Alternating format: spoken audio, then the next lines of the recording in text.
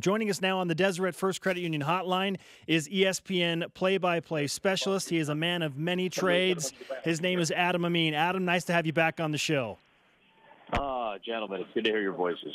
Always a pleasure. We know that you're a foodie, man. So what is the must-have food that you are looking forward to seeking out on your trip to Tucson? Well, I guess Tucson is famous for something called the Sonoran dog, which, I mean, it's native to the Sonora state of Mexico. It's a bacon-wrapped hot dog that's grilled and served, it's called bolillo style. So basically that's, like, if you've ever had a torta, it's that type of bread.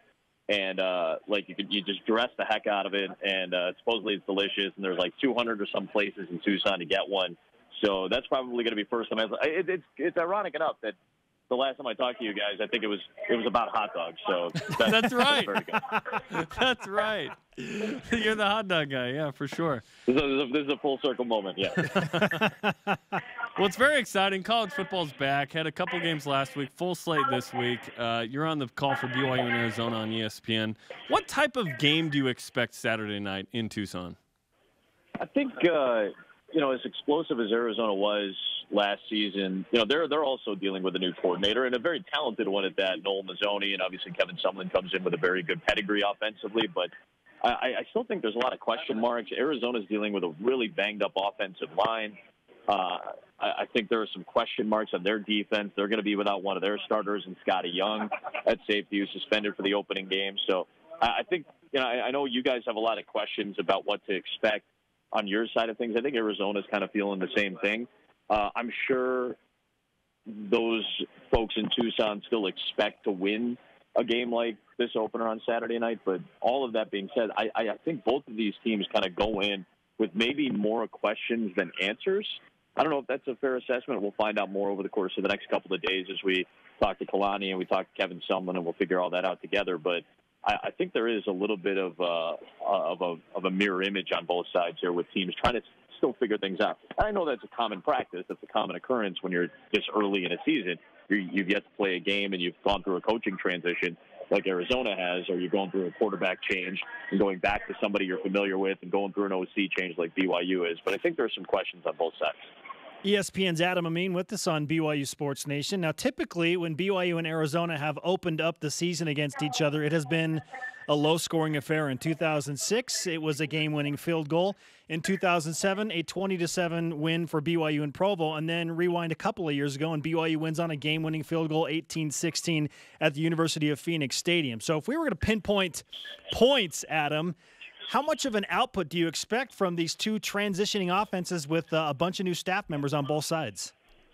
I feel like we could be in for a mid-level scoring game. I don't think it's going to be as quiet offensively as it has been in some of these past games. And I do think it could come down much closer than a lot of people believe. But I think maybe a game in the 20s is not out of the question. A game in the 30s isn't out of the question either. It's tough when you're looking at that line, and for those folks interested in stuff like that, I'm not sure. They always seem to know better out west than people like me do, especially when we're still trying to figure out a lot of different questions for both of these teams. But I think a game in the 20s is not out of the question for both teams, and I think a close one is certainly in play as it has been in a lot of these matchups in years past. Khalil Tate is certainly a huge storyline and talking point in this one. Dynamic quarterback. We've chronicled it throughout the summer how good he is. The last three games, he kind of struggled a little bit. It was different. Did throw for 5 touchdowns and 300-plus in a bowl game loss to Purdue. What do you expect from Khalil Tate, who in the preseason is one of the top 5 or 10 quarterbacks in the country, apparently? Yeah, I think he's a real legitimate Heisman contender. I don't think that's an unfair assessment by any means. He's as talented as they come. There's something dynamic about him. There's something explosive about him, certainly. But again, I think a lot of that just has to do with the protection that he's had.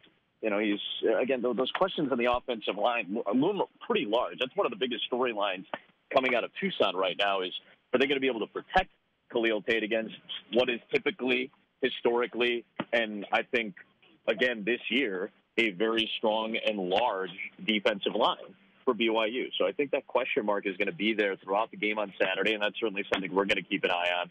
But in terms of just pure talent, with his speed, his escapability, his mobility, I think he's phenomenal. And I think there's a reason that he's a no, I don't even think under the radar contender. I don't want to use the term dark horse for him at all. I think he's a legitimate Heisman candidate, and he's a player that some people are still getting to, they're still getting to know him for one reason or another. And obviously he's a Pac-12 player. He plays out west, so naturally you're going to have some of that lack of visibility at times. Arizona didn't play a ton of day games last year, or East Coast primetime games, or whatever it may be on major networks last season. So this is an opportunity, again, late night game still, but it's the opening Saturday of the football season. People are going to want to take a look at this guy.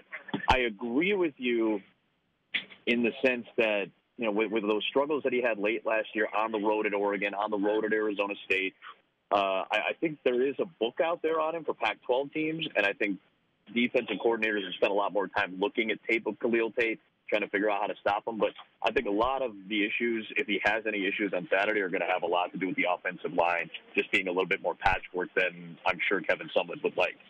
Adim Amin of ESPN, play-by-play specialist. He'll call the BYU-Arizona game on Saturday night, 10:45 Eastern, 7:45 Pacific time.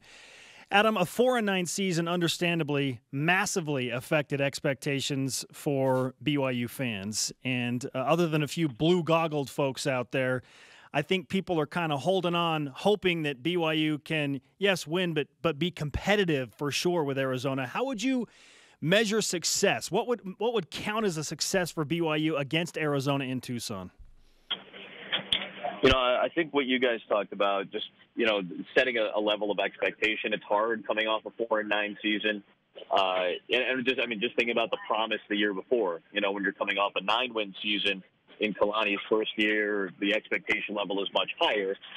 I don't think it's unrealistic to feel like a loss is still a moral victory. I think that's okay for a team that's still trying to figure some things out. But I also think that BYU, with its experience at quarterback, with Tanner coming back, with Squally being back, with Matt Bushman being one of the better tight ends in America, and still having some experience on the offensive line. Listen, those three starters that you guys lost on the interior are very difficult to replace. But I think there's while the starts aren't there, the snaps are there for some of these guys. I think Tanner Shope has done it before, to move from one spot in the offensive line to another. So I expect offensively for this team to be in a good place. So if it is a loss, it's a loss, but I think it should be a competitive loss. And I think BYU fans should expect that, a competitive game at the very least. And is game one a gauge for how the rest of the season is going to go? No.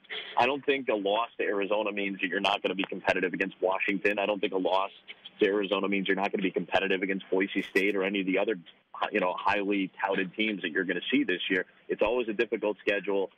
The defense is expected to be strong again, as it has been for a long time as far as I'm concerned. So I think the expectation should be a competitive game. College football is back, Adam. What are you most excited about for this weekend and kind of the season? Yeah, staying out west, I think Washington is a fascinating storyline. Obviously, we'll talk about Washington-Auburn once we get to our game on Saturday night and kind of weave it together as part of the tapestry of the first day. But I think Washington's a fascinating story. I'm curious about Stanford with a difficult schedule, USC with a freshman quarterback, a difficult schedule right out of the gate. I'll be curious to see who eventually wins that Alabama quarterback battle, whether it's Tagovailoa or whether Jalen Hurts gets his starting spot back. Ohio State saga. I certainly don't relish in some of the horrors that have taken place over there, but I do find myself very interested in what's going to play out there. And that's what's great about this sport. There's so many things to take a look at, whether it's the first-year head coaches, whether it's the dynasties in place at Clemson and Alabama, Ohio State dealing with their issues, Penn State trying to cope with the loss of one of the great running backs in their program's history. So I know it's kind of a cop-out answer to just name everything ever played and discussed over the course of the last 4 months of the offseason, but I think there's plenty to be excited about, and that's what's going to make Saturday great. It's what's going to make this season great. He's clearly not a one-trick pony, and by that I mean he doesn't just do hot dog eating contests and hot dog reviews. He knows a ton. He's our Valpo guy. Everything else. He is our Valpo guy, Adam. Adam, it's great to talk to you. We look forward to the call for you from Tucson on Saturday night. Great to talk to you guys finally. College football's back, and it's always a pleasure when we get to chat.